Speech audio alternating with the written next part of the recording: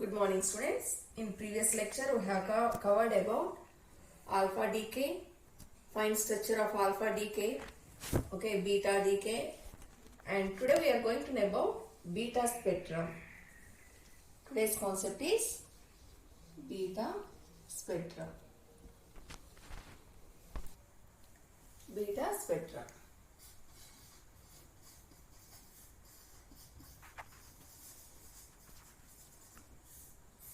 In alpha spectrum, we have learned that the spectrum always exists, with a certain energy, in order to have the fine structure, and we have learned that the fine structure takes place from the excited state to ground state by emitting energy.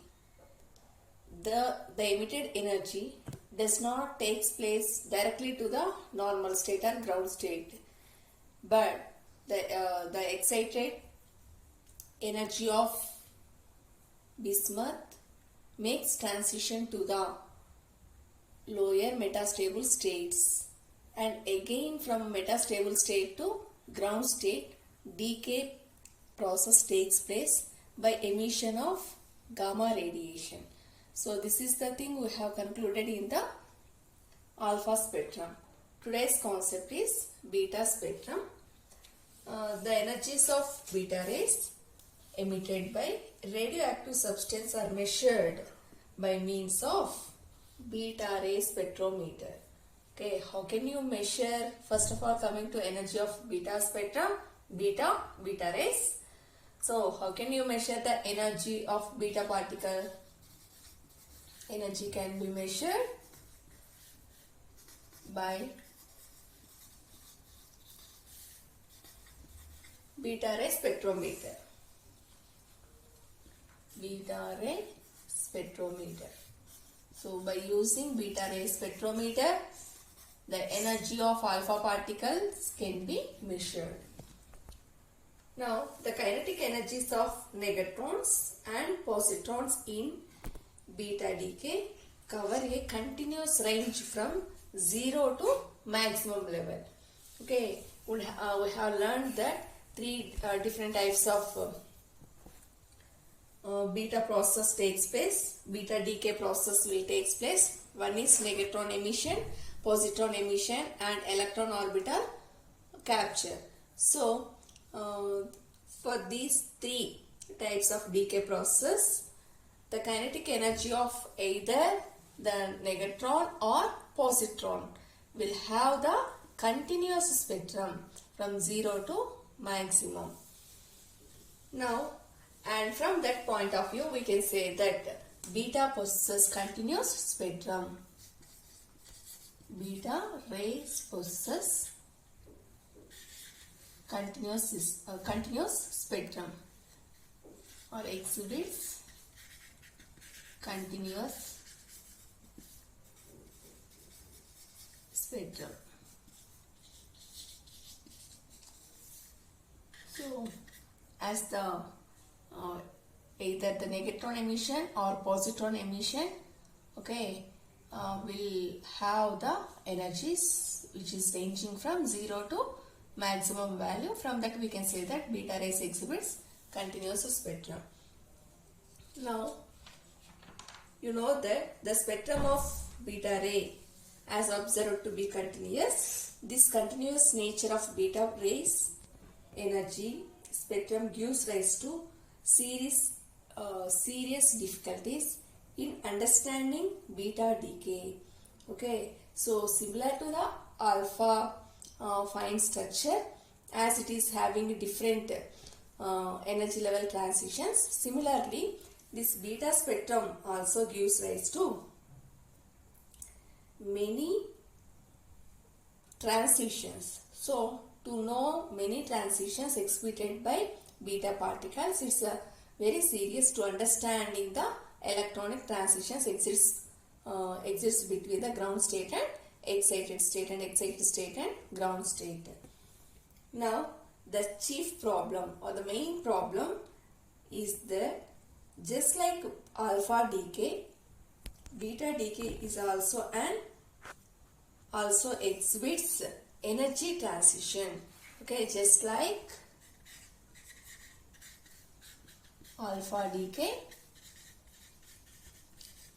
beta decay also exhibits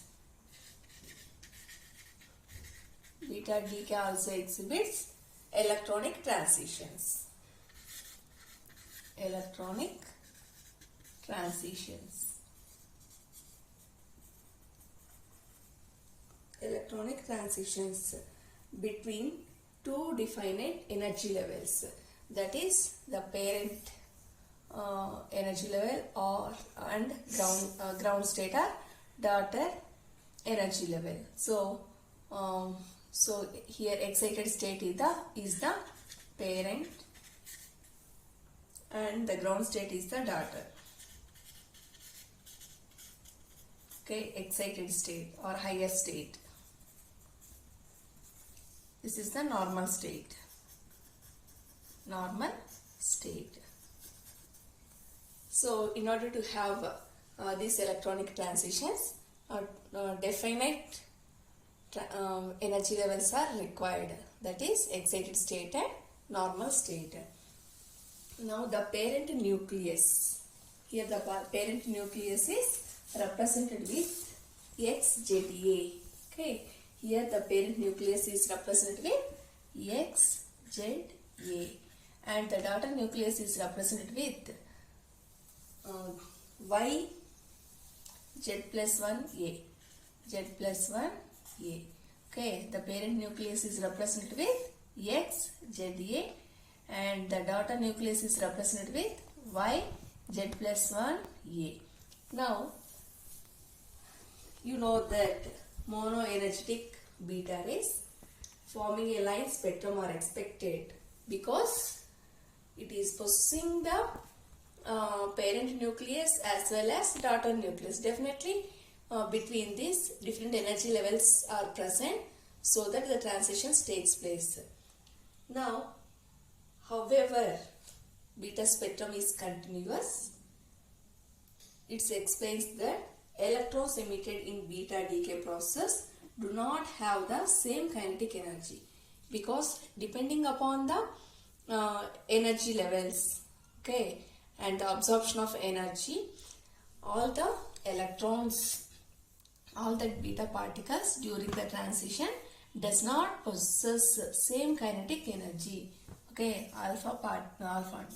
beta particles does not possess or does not have same kinetic energy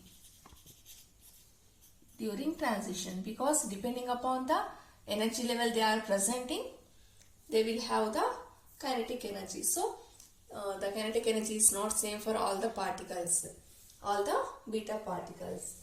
Now the beta particles which have spin, the beta particle which has a spin as half, whose spin is half,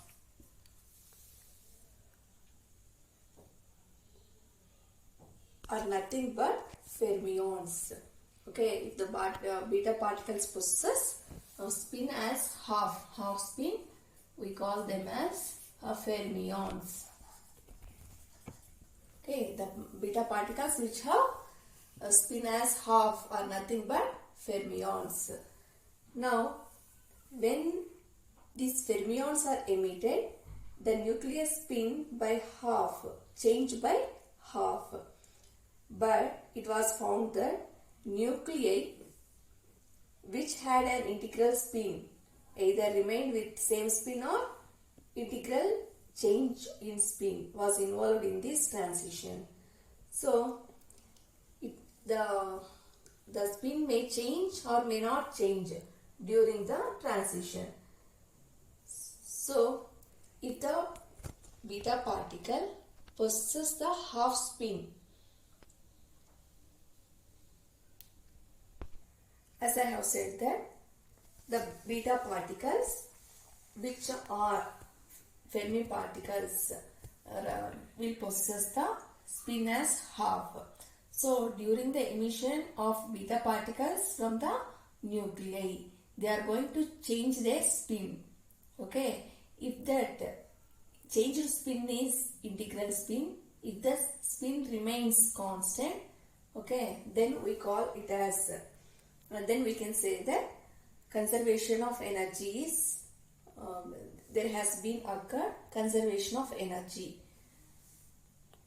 That means the beta particles which are emitted from the nucleus will satisfy the conservation of energy. And in order to understand the beta spectrum, we are considering a graph. We are considering the beta spectrum. So along the x-axis, we are going to consider kinetic energy of beta particle, and along the y-axis, we are going to consider relative number of beta particles. That means during the emission of beta particles from the nucleus, we are going to consider the relative count of beta particles. Relative number of or relative count of beta particles. So in this we are going to observe it possesses maximum and tends to end with the. So here, so this is the beta spectrum. So here origin, consider it as 0.1, 0.2, 0.3, 0.4 and 0.5 and so on. Here counts are 1, 2, 3, 4, 5, 6 like that. So at if the beta particle kinetic energy is low, then the counts will be more. Okay, as the kinetic energy here, as the kinetic energy decreases, okay, the counts tends to decline. So below this maximum spectrum, okay, the counts at the spectrum is unidentified. This is about the beta spectrum. Next we are going to know about neutrino hypothesis. Next concept is neutrino hypothesis. So before going to know that, once again I am repeating. Today we have learned about beta spectrum.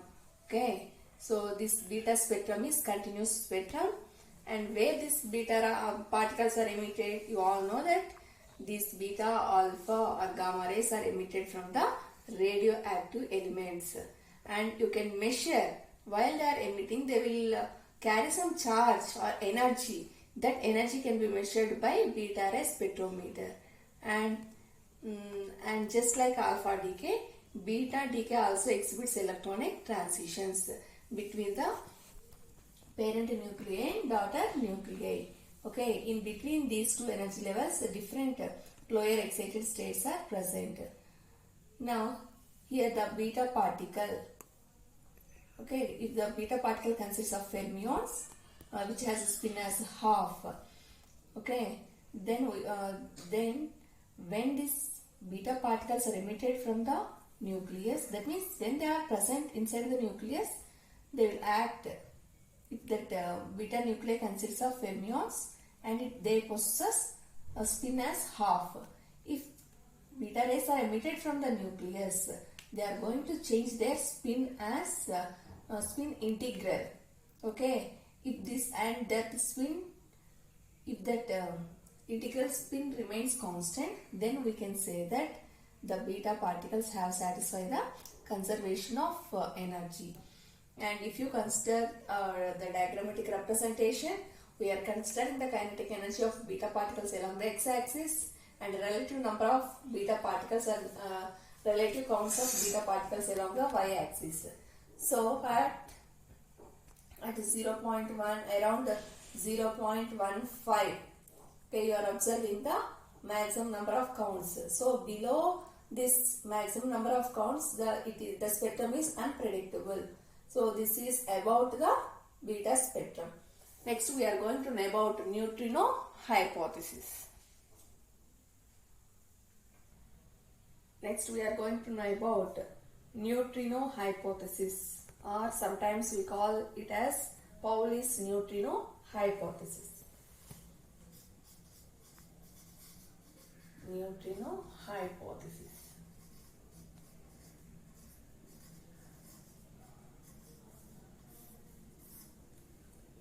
Now, whatever the difficulties present in the beta spectrum. So, what difficulty we have observed? So, below that maximum number of counts, we are not supposed to predict the spectrum. So, that is the difficulty we have known by the beta spectrum. So, that difficulty, in order to rectify that difficulty caused by the continuous beta spectrum, and this difficulty was eliminated by considering Pauli's.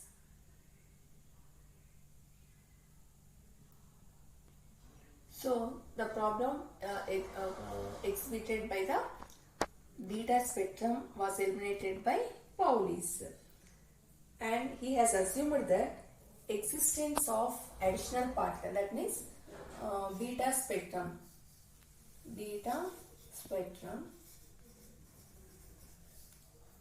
Whatever problems occurred in beta spectrum was eliminated by difficulties in beta spectrum was eliminated by Pauli.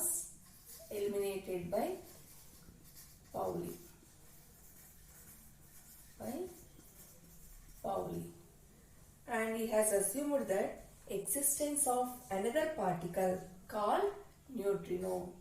So actually the difficulty of beta spectrum was eliminated by Pauli, and according to him, he has assumed that another type of particle will exist during the emission of particles, like in negatron, positron. In addition, those particles, another particles are also emitted from the nucleus. So that particle, he has named it as neutrino. So according to his assumption, another particle exists during the beta decay. That particle is nothing but neutrino, and it is denoted by neutrino, and it is denoted by nu.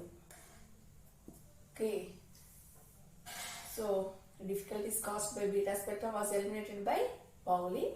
He has assumed another particle will be emitted during the beta decay. That particle he named as neutrino, and it is denoted by nu. Now, according to Pauli, a neutrino is nothing but neutral particle. So, negatron beta minus, positron beta plus, and according to his assumption, another particle will exist. That particle is neutrino, and he has assumed that neutrino is a neutral particle. Okay, according to Pauli,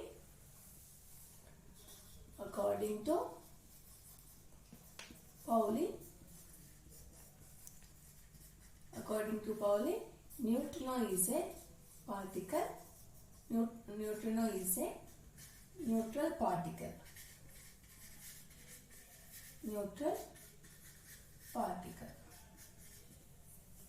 Which has negligible mass. Negligible mass means it's almost zero. Okay, which has negligible mass as compared to electrons.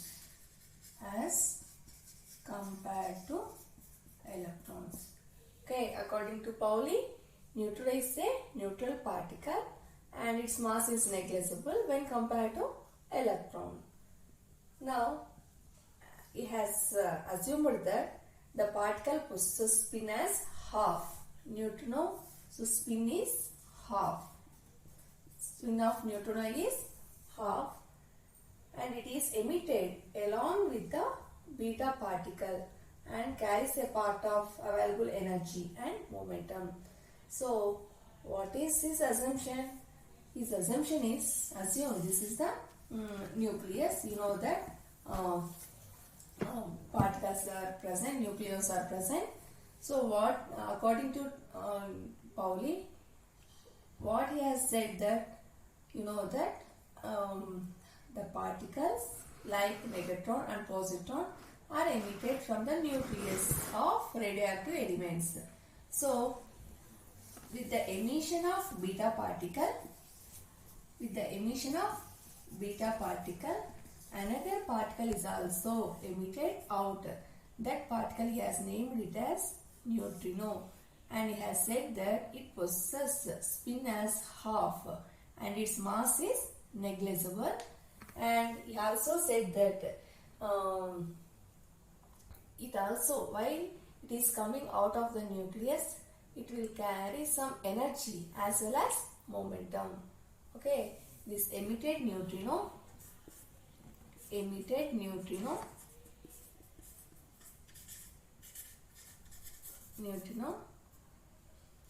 carries energy and momentum.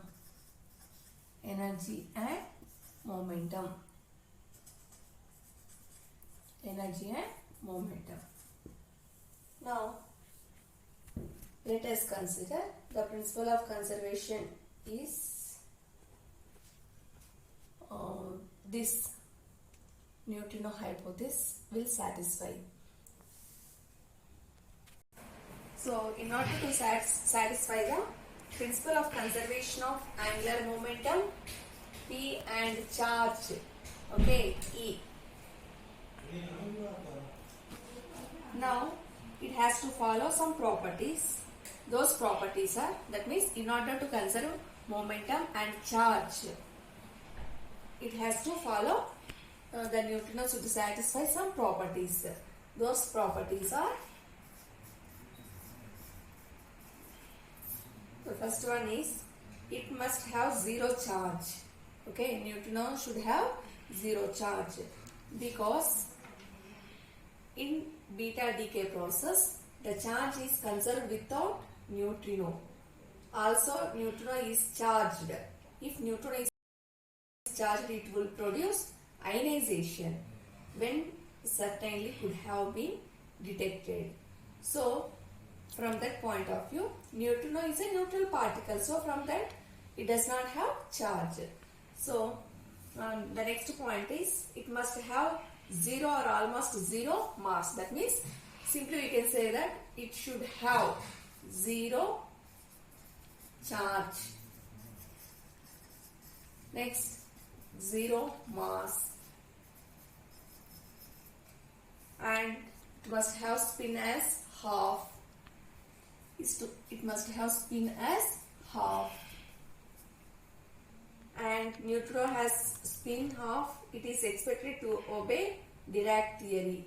In addition to neutrino, anti-neutrino particle, okay, anti-particle called anti-neutrino should also exist, and it is represented by neutrino. How you are representing this? Anti-neutrino is represented by nu dash. Okay, the anti-neutrino has mass as zero. This anti-neutrino mass is also zero and zero charge. Zero charge also zero and spin as half. So, if the neutrino or anti-neutrino should have zero charge, zero mass and spin as half, then the angular momentum and charge is going to conserve. The neutrino possesses momentum and the spin both are opposite to each other, whereas antineutrino possesses both spin and momentum along the same direction. Now consider by the definition of neutrino. Neutrino is nothing but a particle emitted in beta decay. So where the neutrino, what is a neutrino? Neutrino is a particle or neutral particle. So it is emitted. Neutrino is emitted during beta decay. Emitted during beta decay. Beta decay. And antineutrino is the particle emitted in beta minus decay. So actually neutron is emitted during beta plus decay. Beta plus decay in the sense positron decay. Positron decay. Whereas antineutrino is also a particle which has similar properties with the neutrino. This antineutrino, you know that antineutrino is denoted by nu, is emitted during negatron decay. During negatron.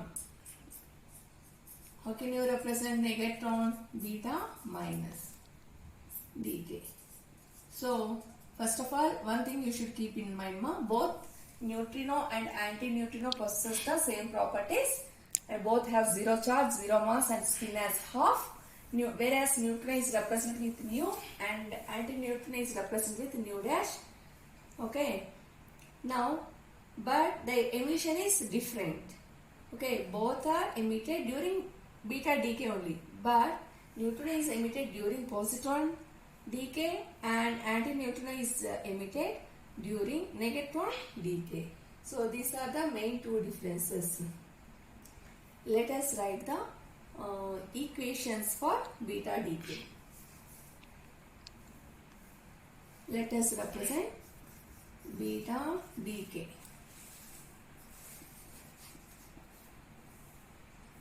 Now as I have said that the emission always takes from excited state to ground state. Here excited state is represented with parent nucleus.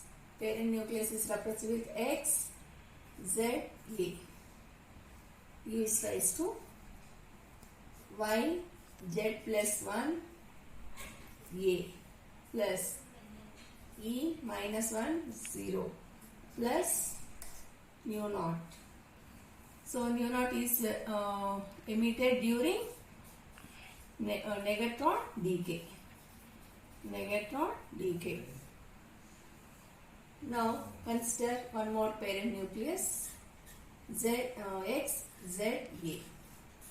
Gives rise to Y, Z minus A plus E minus 1, 0 plus mu. So when the neutron is emitted, it is nothing but positron decay. Positron decay. Now another one is electron capture, electron orbital capture.